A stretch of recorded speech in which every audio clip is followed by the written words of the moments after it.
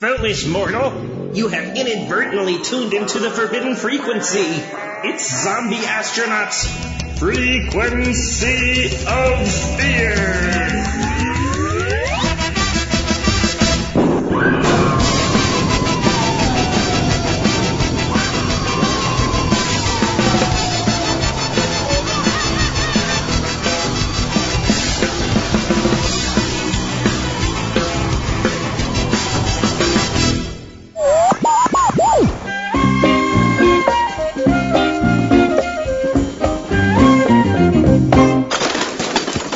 What you two are going and where you're doing. Sorry. Shouldn't that be... Most certainly shouldn't. There was a slight mishap in the lab earlier that scrambled the very fabric of interrogative words when used as conjunctions. I picked my room. And I picked my room. What? You don't get separate rooms. You have to share a room, and I already picked out that room you two will be living in. But the floor in that room is covered with razor-sharp spikes. Well, yes it is. All right. Where should this crate of doodads be haphazardly dropped? You lucked out. It looks like you got a light one. Well, it's light now that I took all the valuable stuff out of it. My pockets, on the other hand, are stuffed and lumpy with loot. Oh, I'll miss Von Martinez's house. Lots of great memories of hiding out from the law there. Good times, good times. Really? Nothing but bad things happen to me there. Stay out of my lab, you twisted hunchback freak. Sorry. Oh, it couldn't have been all that bad. It could have been, and it was. One time he accidentally created a duplicate me who managed to beat me home and tried to steal my DVD collection. And one time he tried to create mayonnaise sandwich jerky and accidentally blew off my left leg. Not to mention the possessed cheesy Chelsea doll fiasco started in that place. Oh, and I never told you what happened a couple of weeks ago. So what happened? Well, Dr. Von Martinez called me and asked if I'd bring him an eclair. Filled with beef jerky or mayonnaise, right? Strangely enough, no, but something equally as inappropriate. Zombie, watch where you put that flashback sequence. Dr. Von Martinez? Dr. Von Martinez, it's the zombie astronaut. Dr. Von Martinez? Hello? Jeez, I'm Pete. Where are you hiding under your front steps? This is where I wait for all my guests. Under the steps? Doesn't everybody do that? No, they don't. Did you bring the donuts? Yeah, I got them right here. Hey, can you help me get out from under these steps? You are so weird. How did you get under here in the first place? Underwear? Hey, I just said underwear. Under your front steps. Where's that? Is that in Europe? Aha! Here you are. Thanks for getting me out of Europe. Oh, look, it's the paper boy. I like to give him a tip for delivering the paper. A roll of quarters is the only thing I can throw that far. Oh, my bicycle. Don't spend it all in one place, paper boy with a head wound. I swear, I've never seen anyone spontaneously bleed from the head as much as that kid does.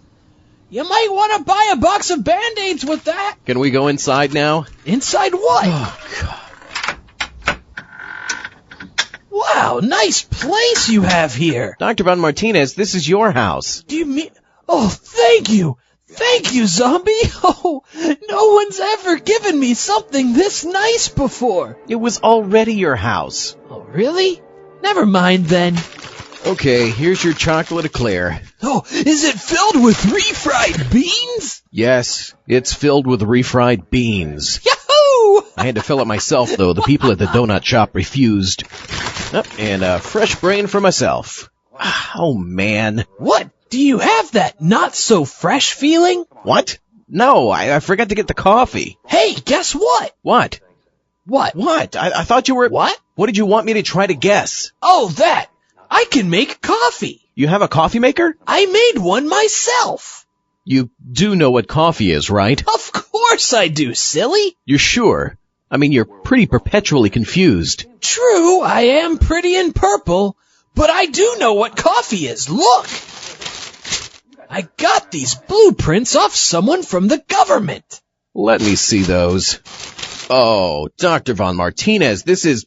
Do you know what this is? Coffee maker. It's one of those... Coffee maker. No, It's one of those coffee maker / brain transferers. Dr. Despicable had one of these. They are bad news. There's a reason the government doesn't use these things.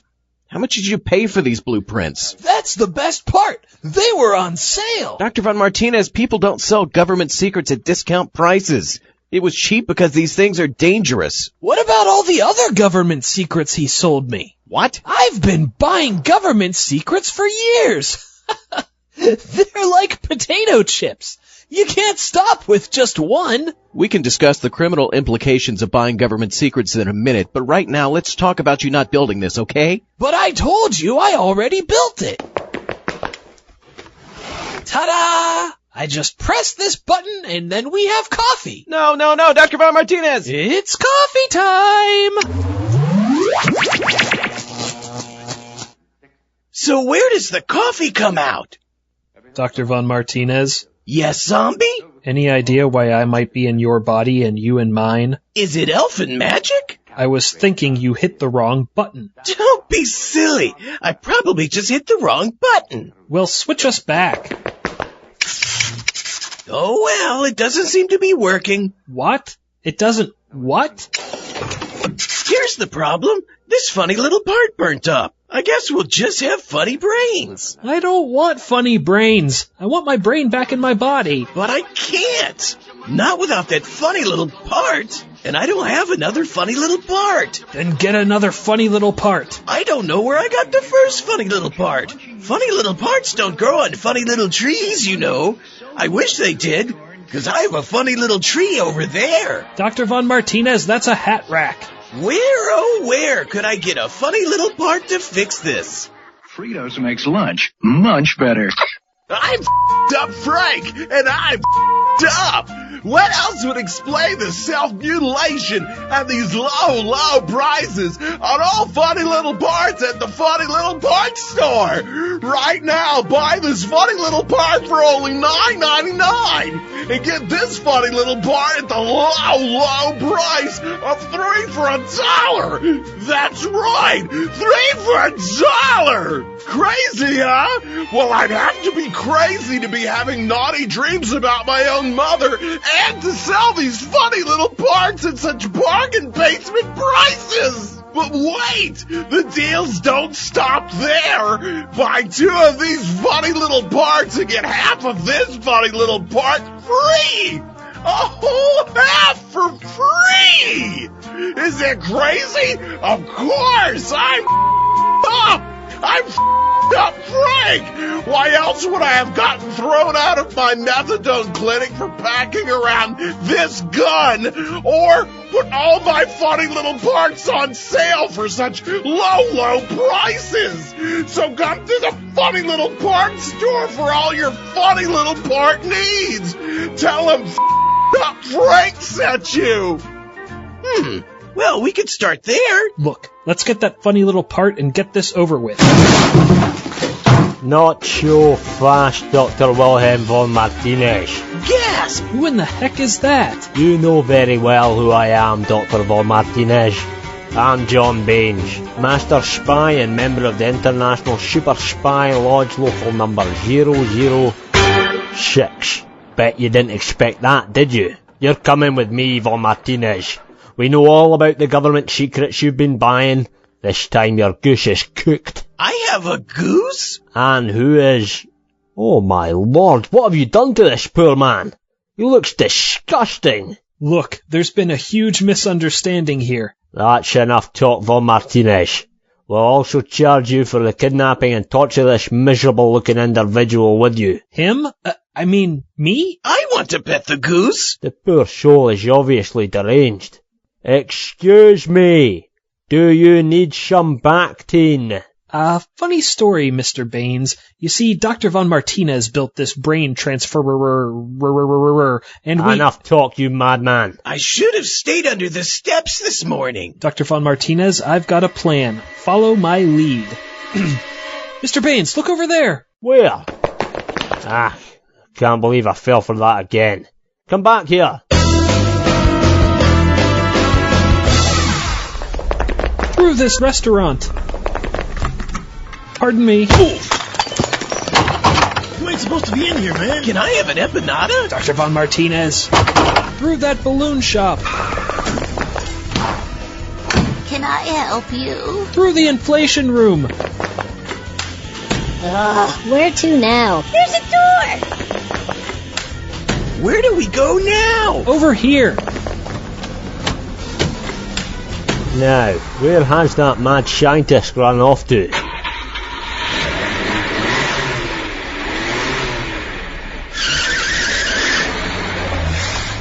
Trying to escape in a stolen car, eh? Two can play at that game. Stop that car!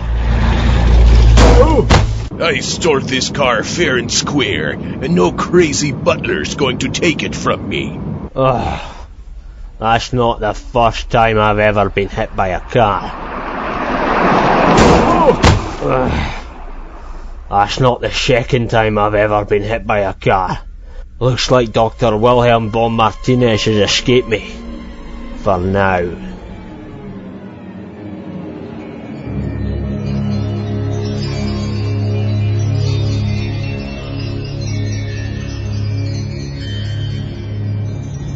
Alright, so who is that guy anyway? That's John Baines, master spy. He tries to catch me sometimes when I do things. Sometimes. Like steal from the government. There was this one time I stole from the government. Oh, that was a good time. Great. Well, at least we've escaped him. Now it's time to get that funny little part.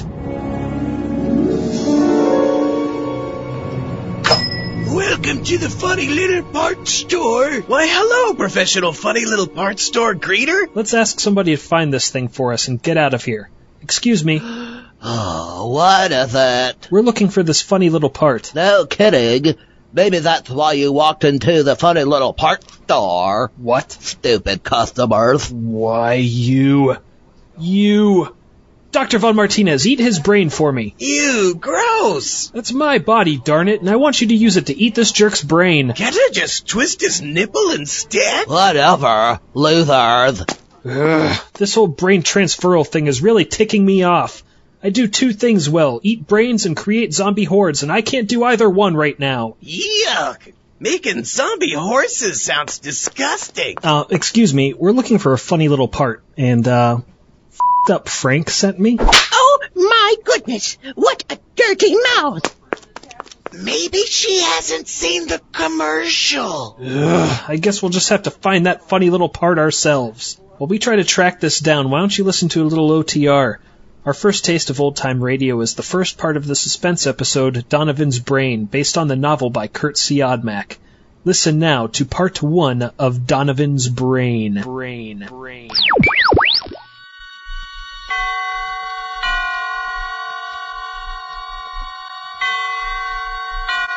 Roma Wines present Suspense.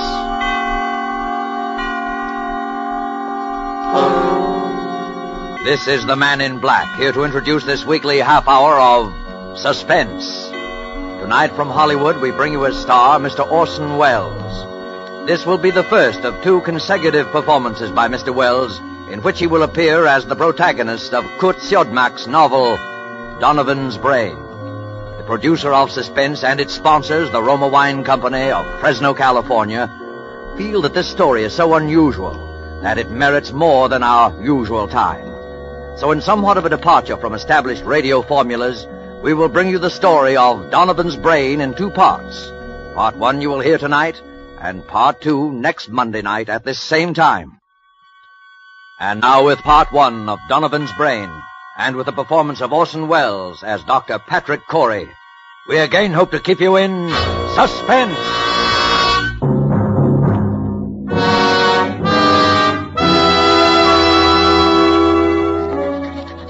As I sit now outside my laboratory door, writing under the heading Experiment 87, this final entry in my casebook, I know that these are the last words I shall ever write upon this earth.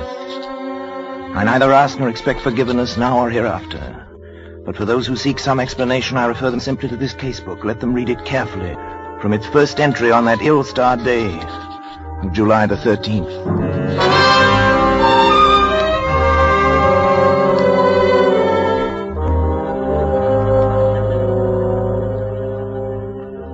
July 13th. Today I bought a small capuchin monkey from an organ grinder. The animal trembled with fear when I took it into my laboratory, and when I tried to pet it, it bit me. I had to make it trust me completely. Fear causes an excess secretion of adrenaline, resulting in an abnormal condition of the bloodstream which would throw off my observations, so I fed it, and finally the creature voluntarily crept up into my arms, uttering little whimpers of contempt. When it laid its head against my shoulder, I stabbed it with a surgical lancet. It died instantly.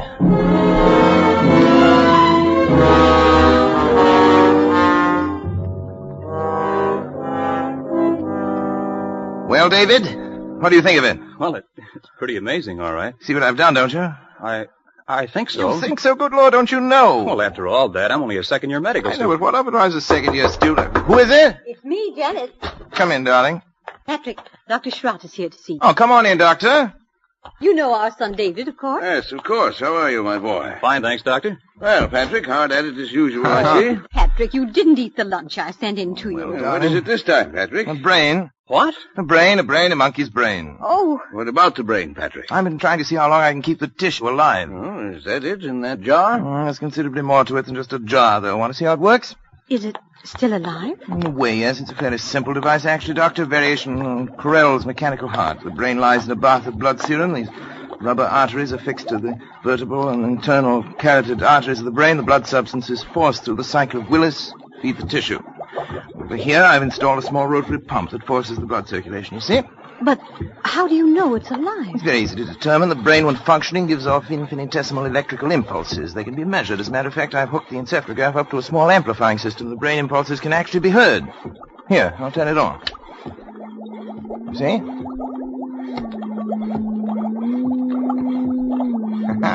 Yes, it's effective. And it's wrong, Patrick. Terribly wrong. I've tried to tell him, Dr. Schrott. In heaven's name, what's wrong with it? Oh, Patrick, you and your mechanistic philosophy, trying to reduce life to a mere matter of chemicals and test tubes. The origin of life is from a higher domain than that, Patrick. And you're profaning. Nonsense. You can't stop the progress of science. Every discovery of whatever kind is a step forward. If I can prove that the brain can perform certain functions outside the body, who knows where we may be able to go from there? Oh, Patrick, how do you know that thing in there doesn't feel pain? How do you know it isn't writhing in agony? Brain tissue itself is insensitive, you know that. Just a feeling look. I'll switch on the encephalograph. See? There. Notice the faintness of the amplified alpha rays. Notice the comparatively slow rate of pulsation now. Notice what happens when I tap on the glass jar. See?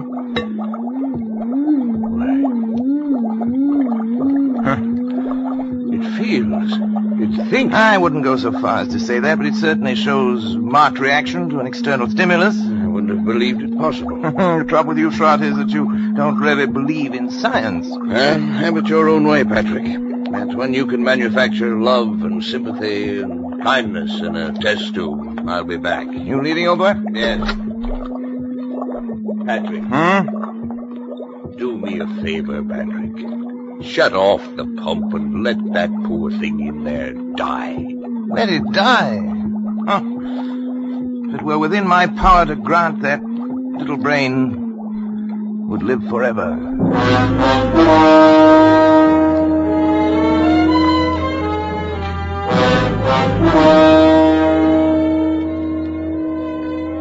July 18th. I'm utterly exhausted from lack of sleep. But the events of the past 5 days have been of such tremendous importance that I must set them down while every last detail is still fresh in my mind. I've had no time to make an entry in this record since that day last week. It seems a month ago now when I had my first partial success with the brain of the capuchin monkey. At that time, however, it seemed that I was doomed to disappointment. In spite of all my efforts, the brain of the monkey ceased to live at 12:14 that night. Tired and disheartened, I lay down to sleep on the cot in my laboratory, but at that very moment, fate was contriving an occurrence which now seems destined to have the most profound effect not only upon my own existence, but perhaps upon that of all mankind.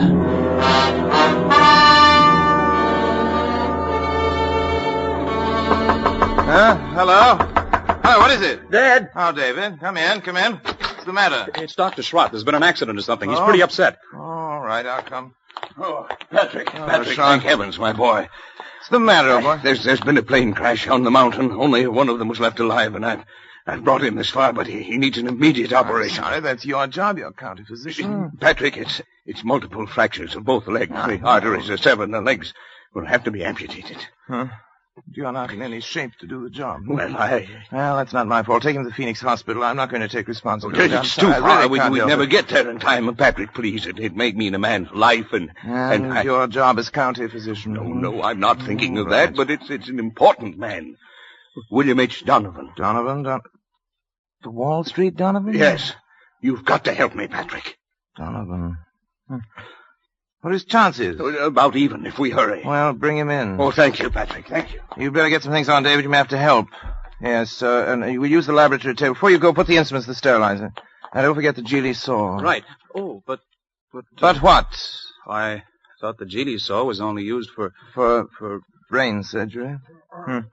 Not always. Hurry. They'll bring him in now from the car. Okay, Dad. In here. That's right. Easy does. Around the table, please. Yes, Doctor. Easy. You better get yourself a gown and gloves, Doctor, right over there. You won't have time to scrub. Yes, thanks, Doctor. Too bad, isn't he? Pulse rapid. Heart very faint. I wasn't sure. David, yes, half Dad. cc of adrenaline, David, 1 to 1,000 intravenous. Right. You men can go now. Is there anything else we No, can do? thank you. Patrick, don't you think... I'd rather we were alone if you don't mind, gentlemen. Yes. Good night, then, Dr. Schratt. Good night. Good night. Now, David, if you remove the blanket from his legs, that's it. All right. You see?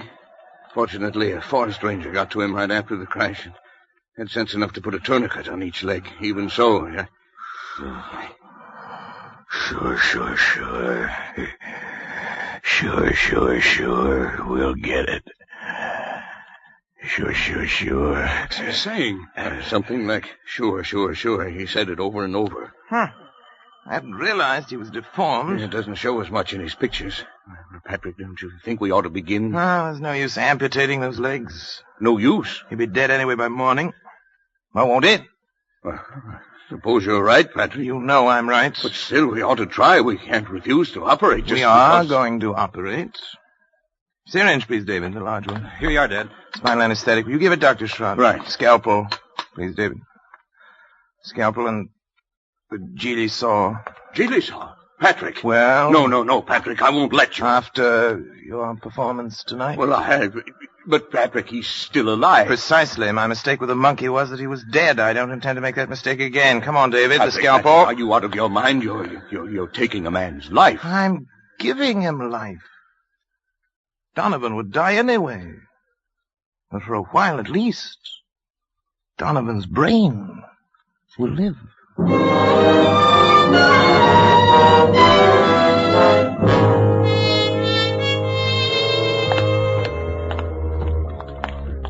We'd better hurry. They'll be coming for the body pretty soon. You can go now, David. I think I will, then.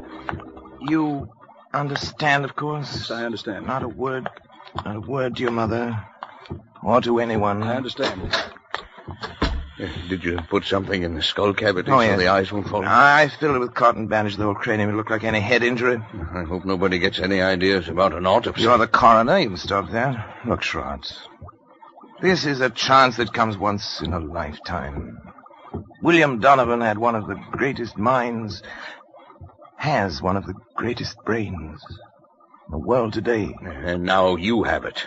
It's Turn on the madness, encephalograph.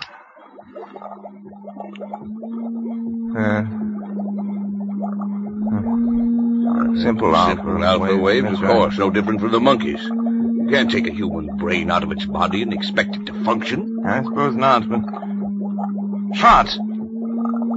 Did it ever occur to you that the brain might simply be asleep? Asleep? Certainly. An operation like that is a severe shock. Tap on the glass.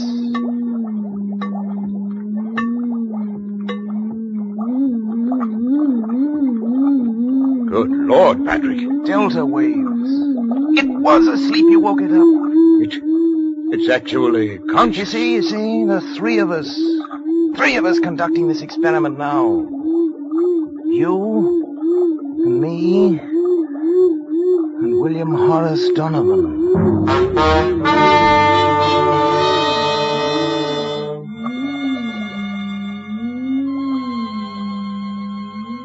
July 25th. I moved my bed into the laboratory, but I've scarcely slept in 6 days. be no longer any doubt that the brain responds like a sensitive seismograph to vibrations near it, including the sound of my voice. Yet I found no method of communication with it. I've devised a simplified Morse code consisting of taps on the glass container, together with voice vibrations. Perhaps I can teach the brain.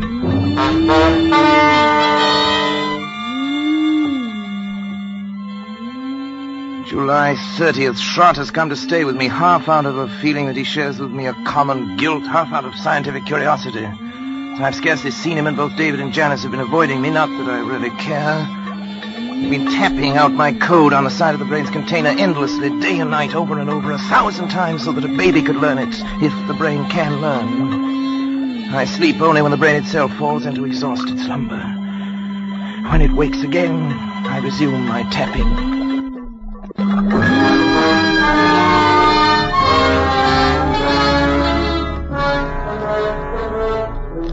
Schrott! Wake up! Come on! Get up! Hurry!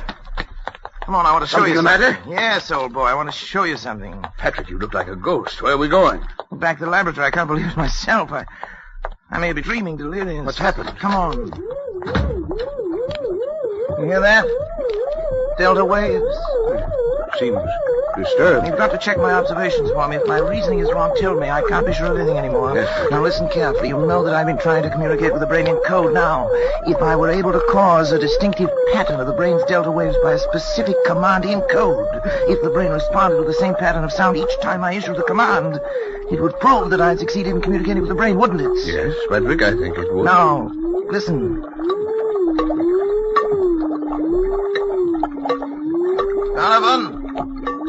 Donovan, if you understand, think 3 times of the word talk. 3 times. Talk. Talk. Talk.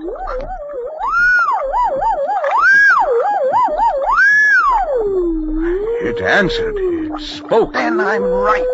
It's true. This thing has learned to talk. To talk.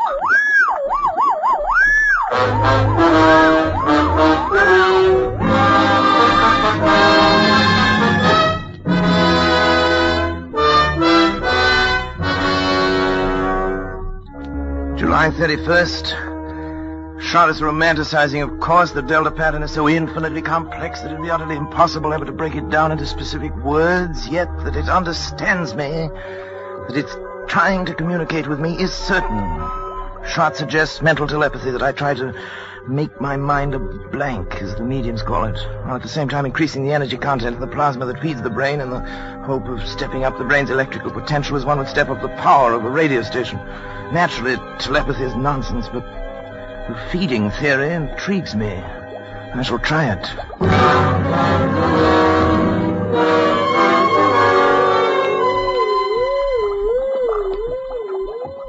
August 12th. Noticed today for the first time 2 distinct nodules of new brain cells on the frontal lobex. The electrical potential has increased to 510 microvolts. I've begun smoking cigars. Although I've always hated cigars before. Nerves, I expect.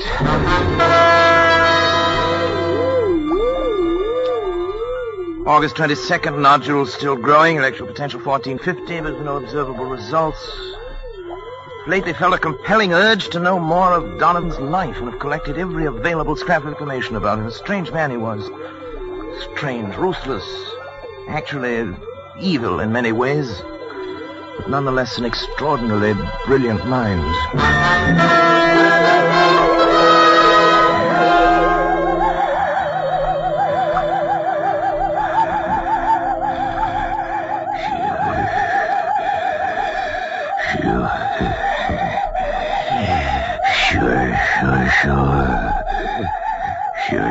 Sure. It will be the test. You agree? Of course. Sure. Patrick, wake up! Patrick! What is it? What happened here? I thought I had to wake you up, Patrick. You were Moaning in your sleep, talking. Talking? What did I say? I'm not sure, but your voice was so strange that... Janice, what's the matter? It's nothing. I was dreaming, that's all. Janice woke me up. Patrick, let me see your hand. Hand? No, the other one. What about it? You're not left-handed, are you? No. Then why have you got ink on the fingers of your left hand? What? I don't know. Were you writing anything tonight? No. You must have been, Patrick. Here it is, right here on your desk. Nonsense. Wait, let me see it. Oh, you've been writing his name. William H. Donovan. H. Donovan Schrott. That's not my handwriting. It's... What? Don't you see what it means? The brain has communicated with me.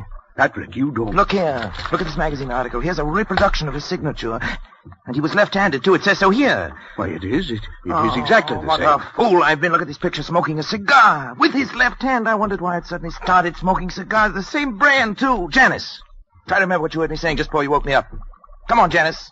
Think. Patrick, I can't believe... Think, Janice. All I heard was something like... Sure. Sure. Of course. Don't you remember, Schrott? He said it that night. It was the only thing we ever heard him say.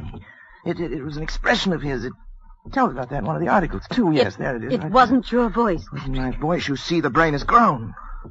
And it's strong enough to influence not only the higher functions of the frontal lobe, but the speech centers, the motor centers of another brain. Patrick, if this is true, then your experiment has been successful. It's ended. Ended? Oh, it's only begun. Patrick! Don't you see what this means? Patrick, listen to me. Oh, what, Janice? What? You've got to stop. Stop? I can't stand it any longer. Can't you see where it's led you? When you cut yourself off from your family, when you neglected your health, began having fits of temper, and were like someone I hardly recognize as the man I married. All that I tried to understand. But don't you see what you've done? You are a murderer, Patrick, a murderer. Oh, Janice, darling. David told me the whole thing. That poor boy's half insane himself from worry. Insane? What do you mean by that? What I say. You killed Donovan. Janice. Maybe he wouldn't have lived anyway. But you killed him. And now this thing has gained such power over your mind that it can make you do things you don't even know about. For all you know, it could make you do anything. Anything. You've got to choose, Patrick. Oh, Janice, please. I suppose you're right, but I'm utterly exhausted. I can't even think anymore. You've got to think. Give me until tomorrow. Let me sleep, and then tomorrow I'll do something. I promise you. All right, Patrick. Tomorrow. But if you don't do something, if you don't destroy that thing, I will. The brain. It's almost as though it heard you and were raging at you.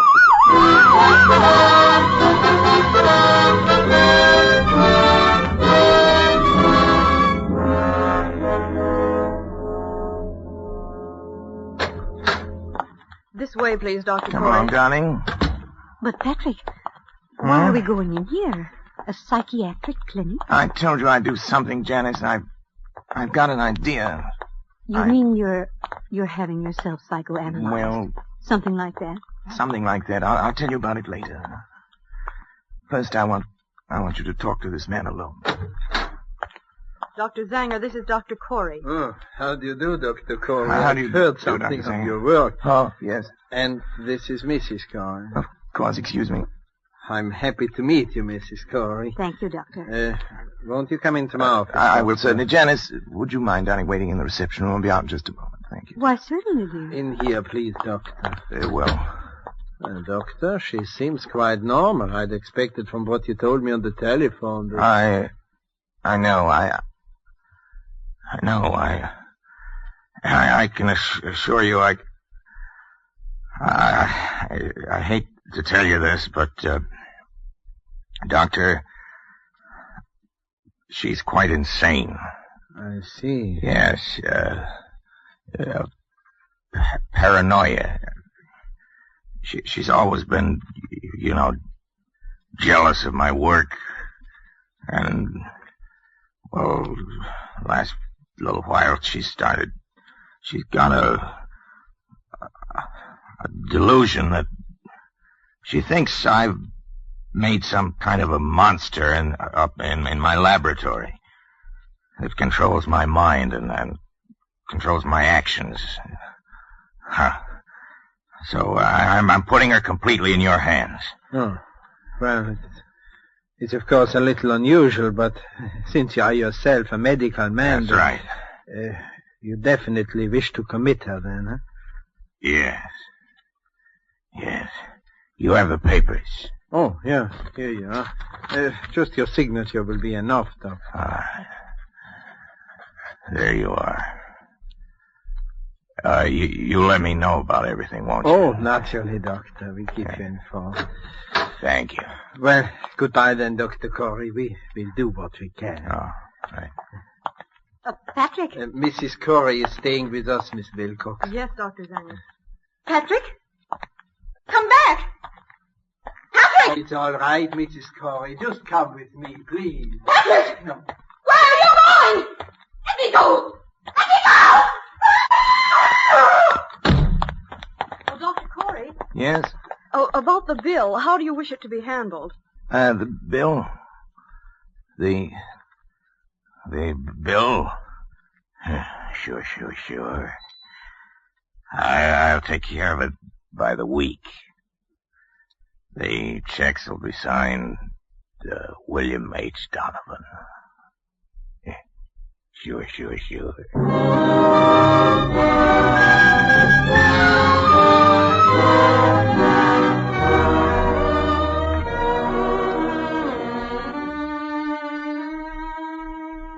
August 20th. It's nearly 3 weeks now since Janice went away. I can't understand how she could have left me just when I needed her most. When I try to question Schrott or David about it, they only look at me strangely and change the subject. Clearly, they too now are in on the conspiracy. Sometimes it seems the only person I can trust is Donovan. The brain communicates with me more freely now each day. I know it has some great plan in mind for me, for both of us. I'm waiting, patiently waiting.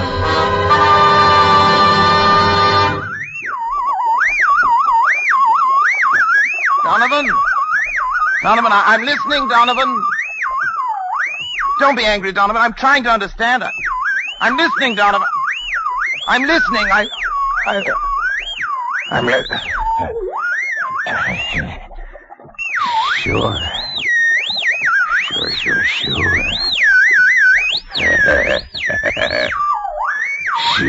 Sure.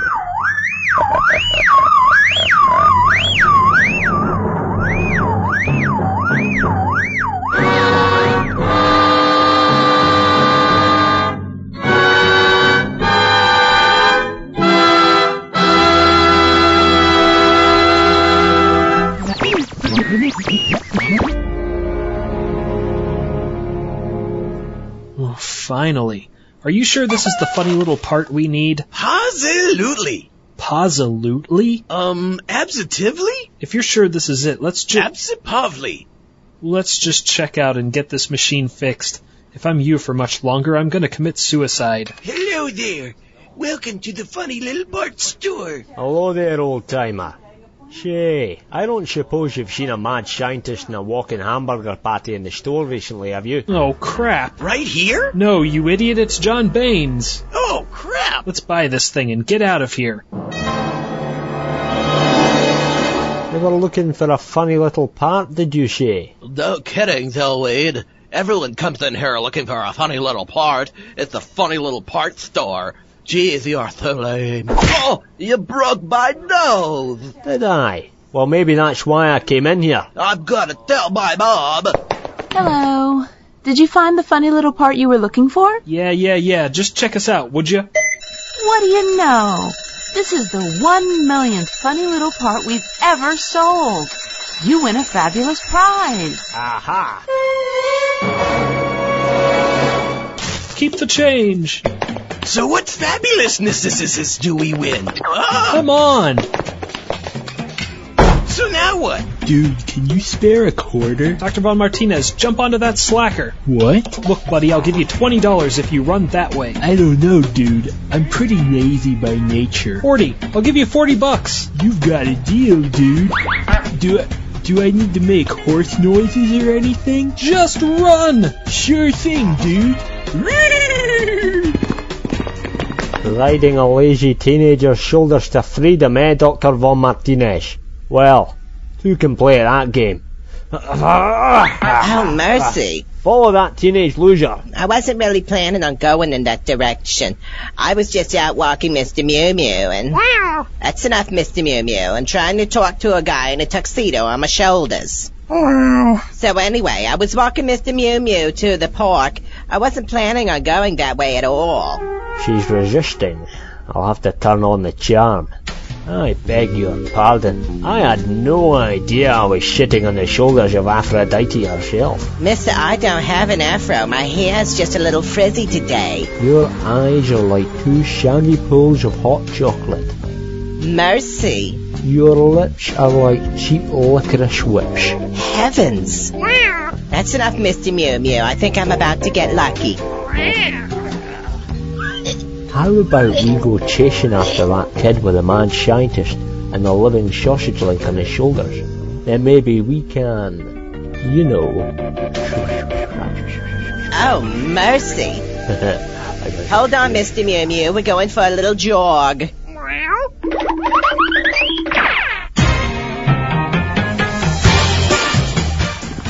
Can't you go any faster? Dude, I just stopped at the authentic Chinese palace of sweet and sour dragons for the lunch buffet, and if I go any faster, I'm gonna throw up. Gasp! It's that spy fellow whose name I forgot 53.2 seconds ago. Oh man, hurry up, kid. Can't you run faster than an old lady? Maybe if we stop in that convenience store and get a 2-liter of Sproink Extreme, dude. I'm a little tired.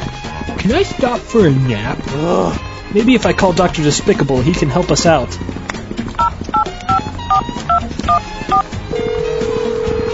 Hello. Doc, it's Zombie. Doesn't sound like Zombie. Oh, Dr. Von Martinez switched brains with me. Trying to make a pot of coffee. Well, that's what you get for hanging around with people far less intelligent than an artichoke. Look, Doc, John Baines is chasing us. If I could get some help. What? John Baines? Oh my, is that the time? I've got to go. What? Bring, bring. Oh, listen, my phone is ringing. You're on the phone. Listen, I have an oboe lesson. I have to go. Bye. I oughta... Excuse me, Mr. Mad Scientist. That's enough, Mr. Mew Mew. I'm trying to catch up with that scientist fellow. Yoo-hoo. I've got you this time, Von Martinez. Dude, we're about to... Just shut up and run. Hey, you! Watch out for that open manhole! They're about to fall in that open manhole. But if I time this properly... Alley-oop! Oh, crap. Right now? Whoa! Aha! Whoa! I've finally got you, Von Martinez. Oh, man. I'll be taking you back to the International Super Spy Lodge for some interrogation and coffee. I could use some coffee. The coffee is for me, you thug. Oh. We'll also have our top scientists examine this funny little part you got at the store today. Fellow astronauts, while I quietly freak out, here's the second part of Donovan's brain.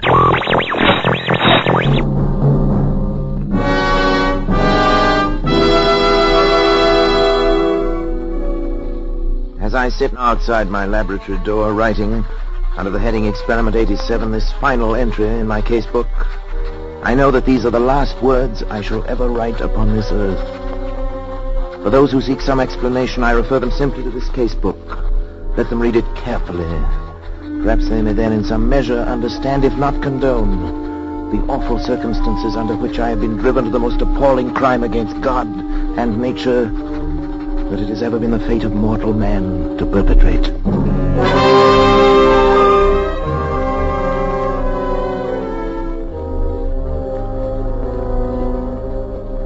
August 24th. It's now 6 weeks, exactly 42 days, since I began the experiment.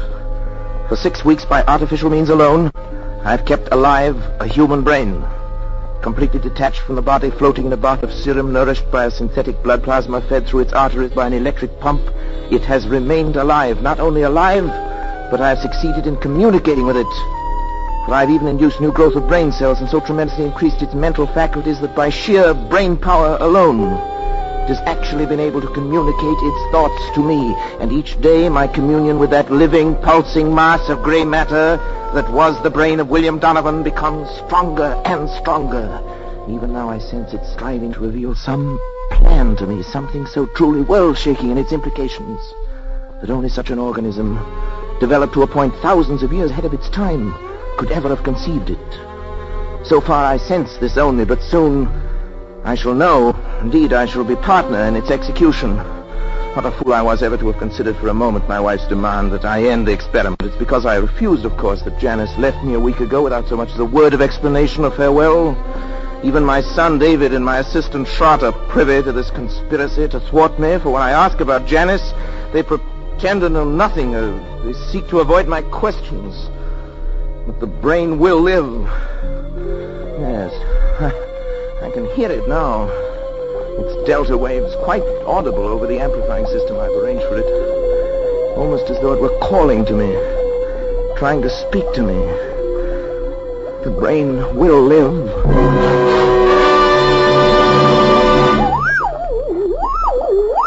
Donovan? What is it? What are you trying to tell me? Go on, Donovan. I'm listening. Go on. Go on. Go.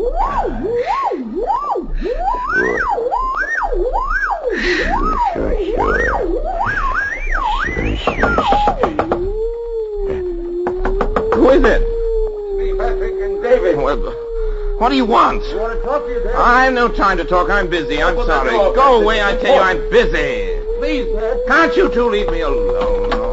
All right. What is it? What is it? Patrick, won't you come into the study with us for a few minutes? What have you got to say and say right here? You know I can't leave the laboratory. Dad, it's only that, well, we wanted to talk to you in private. Well, don't tell me that you're afraid of this poor mass of brain cells here. It's not that, Dad, but we... Never mind, David. At least turn that thing off then, will you, Patrick? What difference would it make? Could still hear, couldn't it? Well, what is it then? Well, it's about Mother. So, she put you up to this, did she? I thought the truth would come out sometime. Dad, listen. She's trying to stop this experiment from the beginning. She thought she could blackmail me into quitting by leaving me, and she still does. Now she's using you as a go-between. Patrick, listen a minute, won't enough. you? We haven't heard a word from Janice. We don't even know where she is. That's what we've come to talk to you about. Oh, have you? Well, how could I know where she is? Well, because you were the last person seen with her, Dad. I was. Don't you remember, Patrick? You took her into town with you. You wouldn't tell any of us why. Yes, of course, the more I've forgotten, but what of it? Well, don't you remember what happened then? Of course I remember. She left me, that's all. Well, where, Dad? Where did she leave you? Well, What were you doing? I don't know. We were in some big public building, City Hall, courthouse, taxis or something. Next thing I knew, she'd simply disappeared. Is that all? Didn't she say anything? Didn't she at least tell you why she was going? No, I remember what she said. It's been a week or more. I've hardly slept. You know, I've been working night and day. Yes, that's just it, Patrick. What do you mean by that? Patrick, you say this. The brain communicates with you, tells you yes. things about its past life, suggests thoughts. Yes, Well, yes. if the brain can make you think of things, mightn't it also be able to make you forget things? You're out of your mind. Dad, are you sure? Are you sure you don't know what's happened to Mother? No, I tell you, no, I don't Patrick, know. don't you see what you might have done? What? In heaven's name, stop now while there's still time. Get out of here. While there's still time to help Janice, if there is. While there's still time to help yourself. Shut off the current. Let Get the brain out. die. Kill it, Patrick. Kill it. Get out, both of you. Get out. Get out.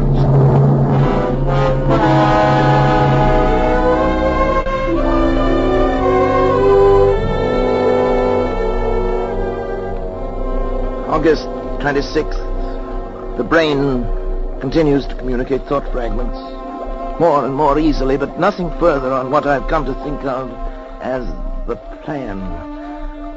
I'm now sleeping a great deal, but my dreams are becoming increasingly troublesome, although I'm at a loss to analyze them. Most frequent is a sort of vast cosmic valley presided over by the colossal figure of a young man whom I seem to recognize, yet I never see his face. It's as though the entire population of the Earth were moving past him in review at his command.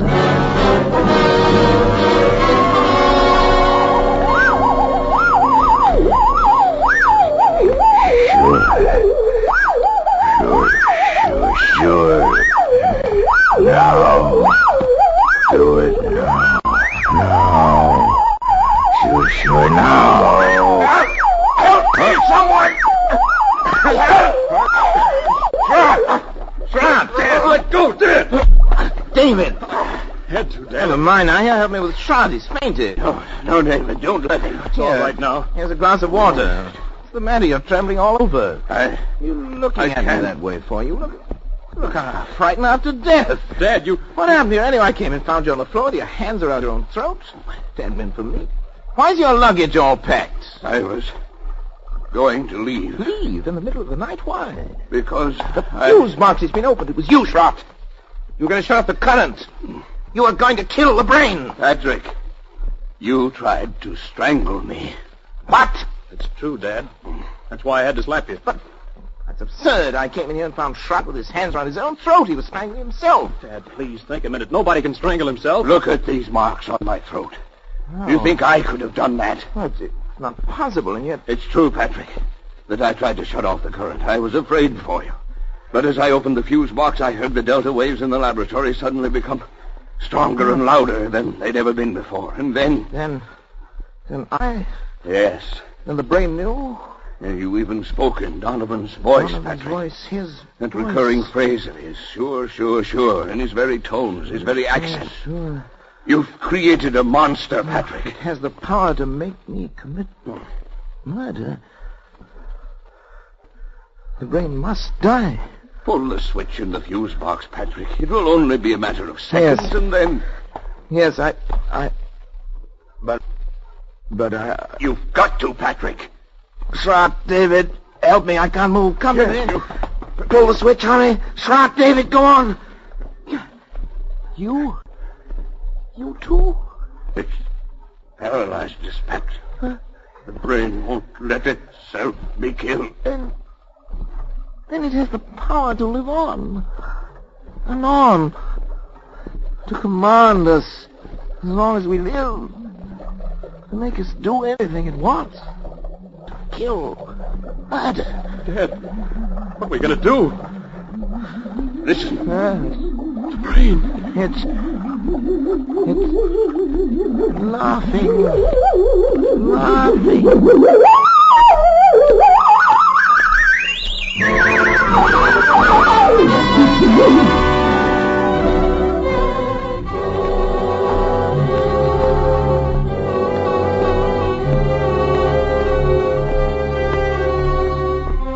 September 7th. Shot has left. He had to, of course, for his own protection, if nothing else.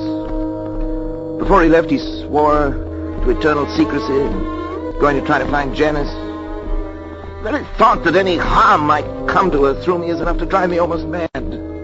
As for David, although he's strong enough to prevent any untoward accidents, I don't know. He's volunteered to stay with me. He'll sleep at night behind locked doors. We must devote every faculty we possess together and independently to finding a way of destroying the brain. Perhaps while it sleeps. Although it seems to have developed tremendous powers of the subconscious, which operate even in sleep. The recurring dream, the now oppressive sense of some further task to be performed, continues. Janice were only here. Even her presence, I know, would help immeasurably to combat this fatal thing. Terrible thought crosses my mind. Could Trot have left if the brain had not, for some reasons of its own, actually wanted him to leave?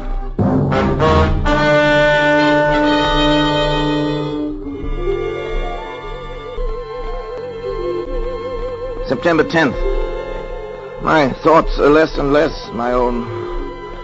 The dream of the young giant bestriding the earth, the figure without a face, pursues me now, even in my waking hours. Increasingly, I seem to live in a world of evil fantasy, peopled and controlled by the mind of William Donovan.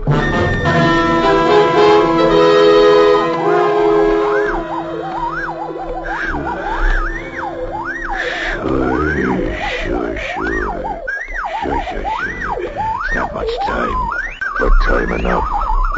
Time enough. Sure. Time enough. Sure. Hello? Who is it? Patrick? Oh, Janice, my God. Janice. Hello, Patrick. Sweetheart, darling. How are you, Patrick? Oh, I'm well enough. But Janice, where have you been? Where have I been? Yes, we had no idea. I've been half crazy worrying about you. Did Schrott finally find you? Yes. Schrott found me. Janice, why did you leave me that day? Why didn't you at least tell me? Where did you go down here? I was with friends. Well, did Schrott tell you anything? No, nothing special. Well, Janice, I know I haven't been a very good husband these last months. I haven't been very kind or very considerate or even civilized. I haven't been myself, Janice. I know, Patrick. My poor darling. If you only known how I missed you after you left. I needed you. I need your help, Janice. I know, Patrick. Terribly. I came back to help you. But what? Where's David? Well, he's asleep in the next room. That is, lately he's tried to make it a point to sleep only when I didn't. Trying to keep an eye on things. Patrick, I'm going to help you. Oh, darling. All I can. Any way I can. But first, I want to take David away. David? Why? Because I don't think it's good for him to be here. No? I don't think that you... Patrick, I don't want to torment you. It's only that perhaps we can find a way if we know all the facts. What, Janice? Don't you know, really, where I was? No, how could I? Don't you remember where you took me? Where? I took you? You took me to a psychiatric clinic. You had me committed to a madhouse. That was Janice. No, not you. Donovan. Donovan. It was because I tried to make you stop the experiment. Yes. Kill the brain. As you left me there, you even spoke in Donovan's voice. Sure, you said. Sure. I thought they were the last words I would ever hear you speak. Oh, Janice, forgive me. Forgive me, baby. I couldn't persuade anyone. I was sane. Oh, sweet. After what you told him. Everything I said only made him think I was mad.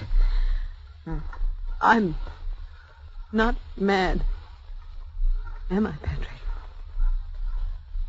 I'm not mad. Am I?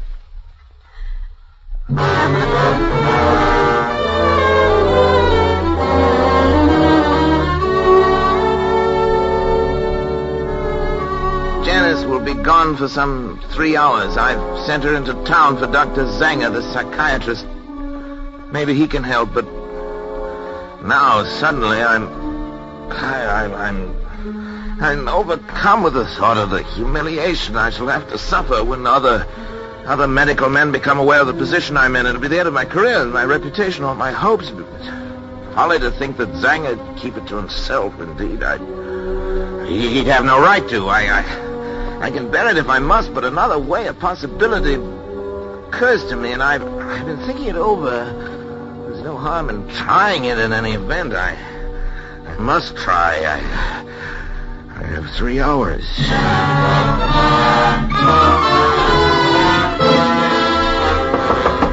David! Yes, Dad? David, what's your blood type? Do you know your blood type? As a matter of fact, I don't think I do. Why? No matter. We can easily find out. David, I think at last I know a way. To kill the brain? It's simple. It's perfectly natural, and yet 9 chances out of 10 is something Donovan has never known about. I'll do it myself. Unfortunately, my blood type and his are... they're the same. Transfusion? Of course, I have to replenish the blood substance periodically. Anyway, it's about time to do it again. I've always used my own because it was the same type as his, but if yours is a different type, the right type, David. You mean the wrong type? Yes, you've given the wrong... The brain will die given the wrong type. Yeah. Sounds possible. I'm sure of that. I know it. But suppose the brain knows it. Knows other things. I've thought of that. It's a chance we'll have to take if you're willing, David, my boy. Of course I am. Then we'll take the blood sample now. Come into the laboratory. I only have the right blood type. Sure. Rather the wrong type. If you haven't, we'll find someone who has. Maybe Schrott.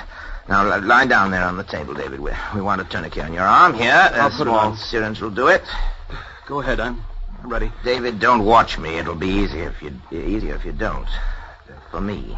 That's a funny one, coming from you. Well, doctors are never quite as steady with members of their own family, you know. Ready? Sure. Ready. Here we are. You all right? Yeah. You'll be through in just a second. You getting it all right? Yes, sure. Just a second now. Dad, I'm sleepy. You'll be over it in a minute. But what's the matter? Why am I so sleepy? You'll be all right. Sleepy. So sleepy. Sure. That's what an anesthetic is for. Make you sleep.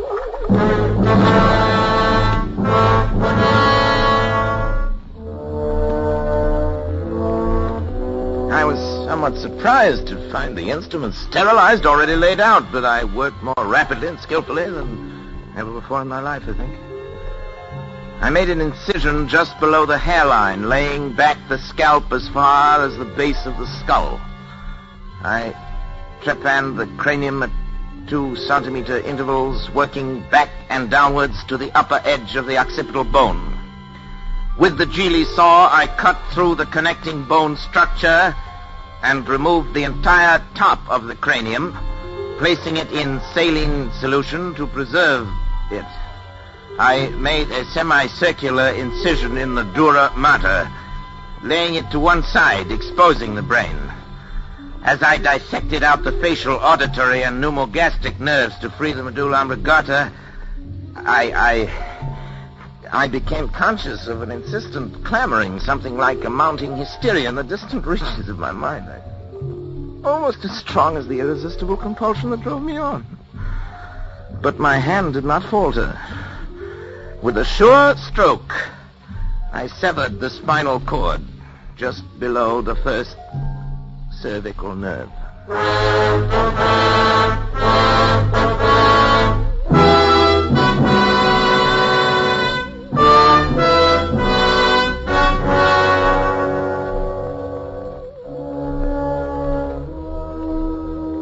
As I make this last entry with that awful guilt upon my soul, even now I cannot fully comprehend how it has been possible for any man, by mortal or immortal means, to be driven to such a crime. Even the divinity himself did not demand of Abraham that final sacrifice of expiation, when he, with his only begotten son, ascended the Mount of Olives. Perhaps Schrott is right. Perhaps there is indeed in man some spark of the divine that will elude our test tubes and our laboratories until the end of time. Perhaps that is the one thing that even Donovan did not foresee. I only know that at the instant my son died under my own hand, I was set free.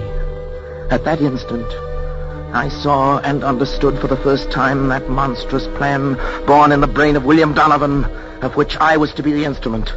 It was the plan I had glimpsed but never grasped in the recurring dream. Donovan did aspire to the domination of the world. And with those tremendous mental faculties that I myself had given him, it was literally within his power to become the absolute ruler of all mankind.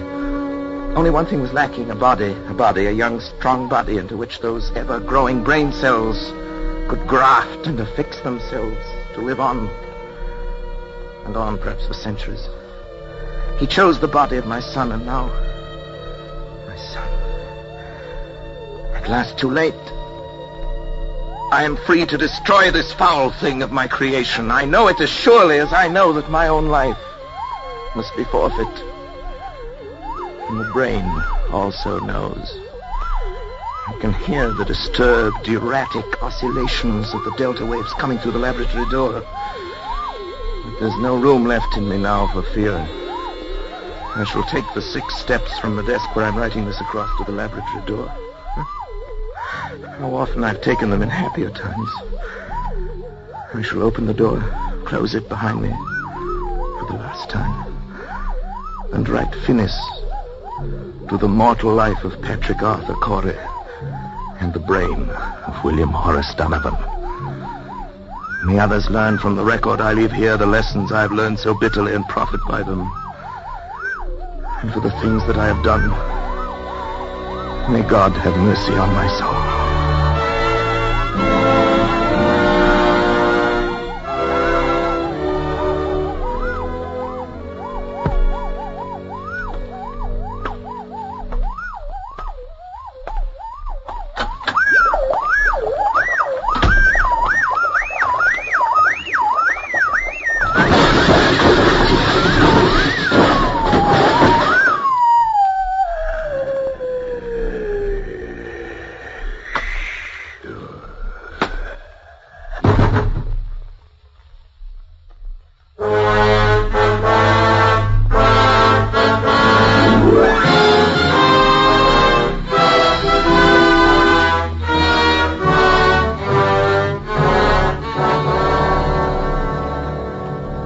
Phoenix, Arizona, September the 15th.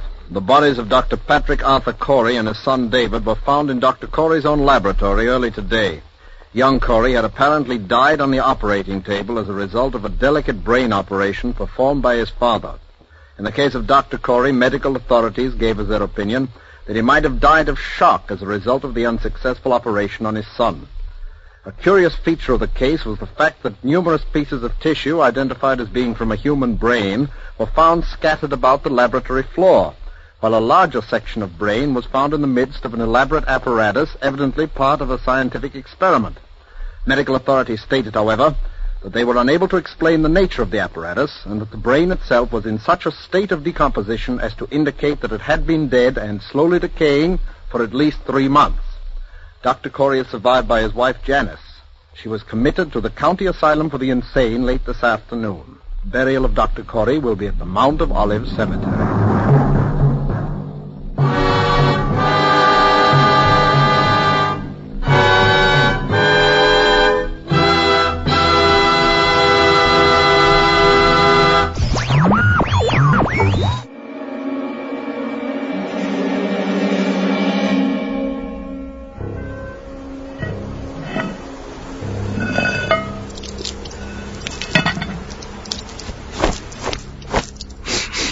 Ew, I smell like Captain Bone Marrow. I wonder where my body went. We've got you this time, Dr. Wilhelm Helga von Martinez. Helga? Seriously? You may have escaped us during Project Dr. Not Right Now. You may have slipped away after Project Donuts Are Forever. You may have evaded capture at the end of Project Dr. Mew Mew. You may have even gotten away scot-free after Project Thunderous Naughty Bitch. But this time your turkey is stuffed, Sonny Jim. I have no idea what you're talking about. Ha ha ha ha ha ha ha ha. You'd like me to believe that, wouldn't you, Mary? Quite contrary. What? But I've been collecting evidence in this case for months, and I've enough to put you away for good. If you just let me explain. Would you like a cup of coffee?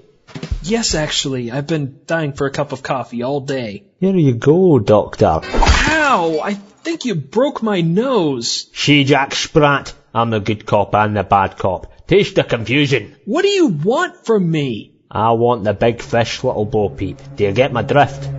I want Dr. Despicable. Okay, whatever.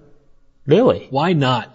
I mean, yeah, he's a friend and all, but he's also a monstrous pain in the butt. You know, he snuck into my house the other day while I was napping and replaced my spleen with a tube sock full of tapioca. That's disgusting. And then he electrocuted me. Twice. And this is a friend of yours. That's what happens when you hang out with mad scientists.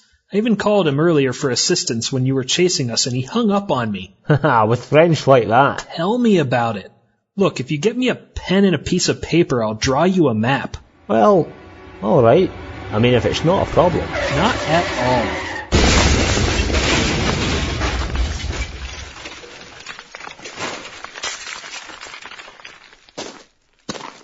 Hello? Dr. von Martinez, how did you find me? I caught a ride with this nice lady who just drove through the wall. You hadn't called me yet, so I thought I'd drop by. Who are you? You womanizer, you. You whispered sweet nothings in my hair. Your hair? Well, he was on my shoulder, so he couldn't reach my ear without falling off. Sorry, John, gotta go. You're not going anywhere. Hey, mister, you're the one not going anywhere. You owe me some lovin'. But... See ya. Come here, mister. You better make me feel like a woman. What's that smell? Mac and cheese. I always put some behind each ear before a date. All men like mac and cheese, right? That's enough, Mr. Mew Mew. Now close your eyes and put on your headphones. Mama's gonna be busy for an hour or so. An hour?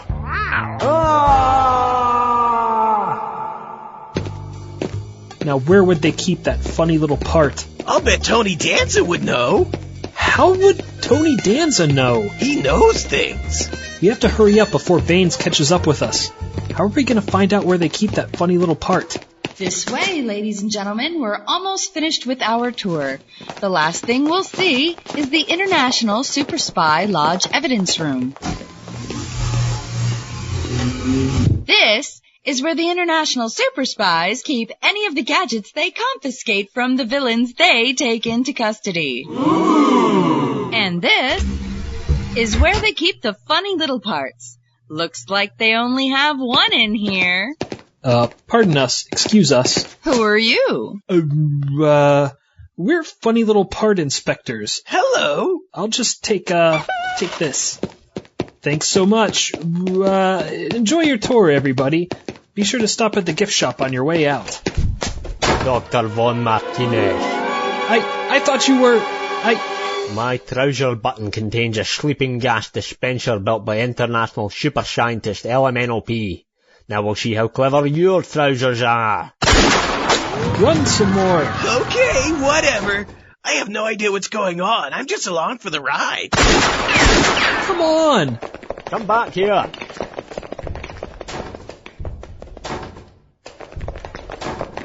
In here.